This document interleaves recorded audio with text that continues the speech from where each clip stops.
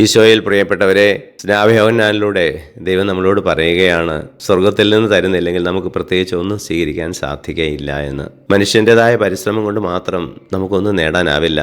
സ്വർഗത്തിൽ നിന്ന് നമുക്ക് കൃപ കിട്ടാതെ നിവൃത്തിയില്ല.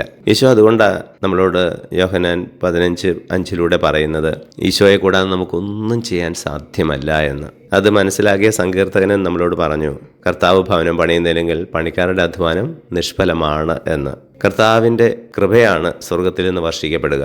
ആ കൃപ കണ്ടെത്തുന്ന രീതിയിൽ, കൃപ കിട്ടത്തക്ക രീതിയിൽ ഈ ഭൂമിയിൽ നമ്മൾ ജീവിക്കണം. പരിശുദ്ധ കന്യാമറിയത്തോട് മംഗളവാർത്ത അറിയിച്ച അവസരത്തിൽ മലാഖ പറഞ്ഞു, നീ ദൈവസന്നിധിയിൽ കൃപ കണ്ടെത്തിയിരിക്കുന്നു. മാതാവിനെ പോലെ ഈ ഭൂമിയിൽ നമ്മൾ കൃപ കണ്ടെത്തുന്ന ജീവിതമാണ് നയിക്കേണ്ടത്.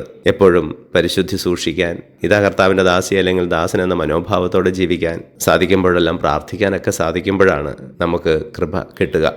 ഈശോയെ ഞങ്ങളെ അനുഗ്രഹിക്കണമേ, ഇപ്പോഴും എപ്പോഴും എന്നേക്കും. ആമേൻ.